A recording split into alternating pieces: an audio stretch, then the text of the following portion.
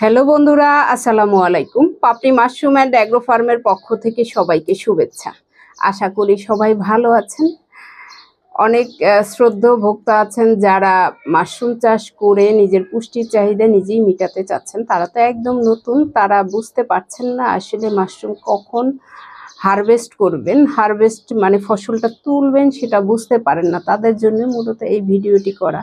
এবং অনেক উদ্যোক্তা আছেন তারাও নতুন, এই সিজনে শুরু করেছেন, ফেব্রুয়ারি মাসে শুরু করেছেন, তারাও জানেন না আসলে মাশরুমের হারভেস্টের টাইম কখন এবং এটা কি অন্যান্য ফসলের মতো রেখে দেওয়া যায় কিনা। না, এটা যখন আপনার বড় হবে তখন আপনাকে হারভেস্ট করে নিতে হবে। বড়র ছবিটা আমি দেখিয়ে দিচ্ছি এখনই, কারণ আপনি এটা না বুঝলে আপনি ওজন ঠিক মতো বুঝতে পারবেন না। হয় ছোট অবস্থায় তুলে ফেলবেন, নয়তো বা ওভার ম্যাচিউরড হয়ে ওজনে হালকা হয়ে যাবে, পাতার চারপাশ ফেটে যাবে। দেখেন আমার এটার কিন্তু গেট আপ একদম সুন্দর, এটার পাশে কোনো ফাটা নাই, কিন্তু এটা কিন্তু এখন হারভেস্টের সময় হয়েছে। এবং ময়শ্চারাইজারটা দেখেন, না ভেজা না শুকনা, এমন অবস্থাতে আপনাকে তুললে আপনি ওজনের দিক থেকে লাভবান হবেন। যদি আপনি ময়শ্চারাইজার সঠিকভাবে না রাখতে পারেন, ওজনে হালকা হয়ে যাবে।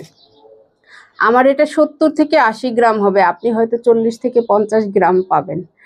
সো ময়শ্চারাইজারটা ঠিক মতো না রাখলে আপনি যেমন একজন উদ্যোক্তা হিসেবেও লাভবান হতে পারবেন না, এবং যারা নিজেরা খাচ্ছেন তারও মনে হবে এত কম উৎপাদন হচ্ছে, কারণ এটা আপনি শুকিয়ে গেলে আপনার সেই ওজনটা থাকবে না, অথবা ওভার ম্যাচিউরড হয়ে গেলেও আপনার সেই ওজনটা থাকবে না। যখনই আমি এটা কালকের জন্য রেখে দেবো, এটা পাতার চারপাশ ফেটে যাবে, ওজনে হালকা হয়ে যাবে, দুর্বল হয়ে যাবে, কালারটা নষ্ট হয়ে যাবে, এত সুন্দর কালারটা থাকবে না।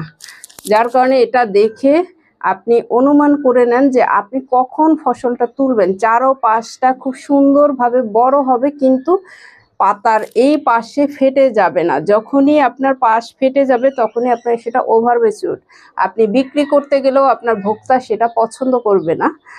যার কারণে আপনার মাশরুম তোলার যে দক্ষতা, সেই দক্ষতাটা আপনাকে ধীরে ধীরে অর্জন করতে হবে। আশা করি ভিডিওটি দেখে উপকৃত হবেন। যারা এ ধরনের সংশয় থাকেন তারাও জেনে নিতে পারবেন। ভালো থাকুন, সুস্থ থাকুন এবং নিজ ঘরে ঘরে মাশরুম চাষ করে নিজের পুষ্টির চাহিদা মিটিয়ে তুলুন। ভালো থাকুন, আল্লাহ হাফেজ।